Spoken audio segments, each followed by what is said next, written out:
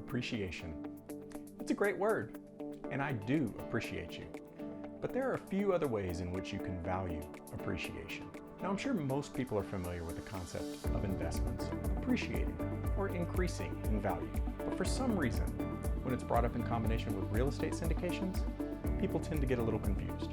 Hey there, I'm Mike Deaton with Deaton Equity Partners, and in this video, I'm going to clarify the different ways in which a multifamily property can appreciate and why this is a great attribute to look for in your next investment. One of the primary reasons real estate has created so much wealth throughout modern history is it has the potential to appreciate. This is especially true when you're investing in a growing market with a high level of job creation. This generally leads to population growth, and that population growth leads to increased demand in a real estate asset. So when you invest in a market like that with a great sponsor who's got a great track record, you're maximizing your potential for appreciation. But you're probably wondering, what does this mean exactly? So appreciation is simply when the value of a property goes up.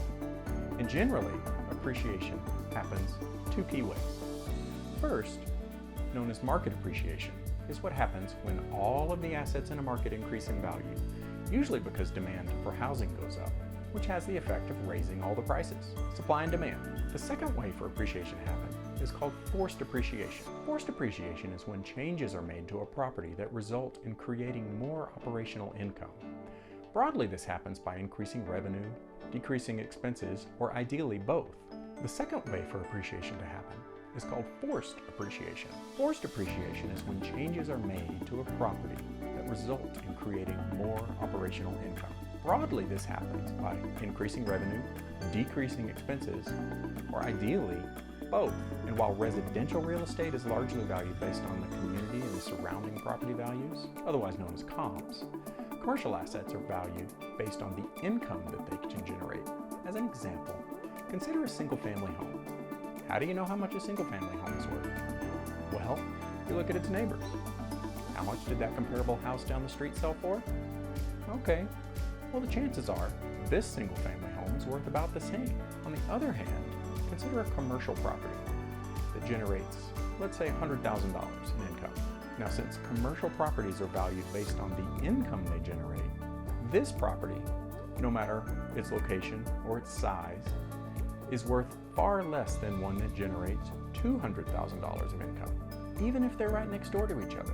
And when we talk about value-add real estate syndications, that business model is literally based on adding value to the property and creating forced appreciation. Now, there are many ways in which this can happen.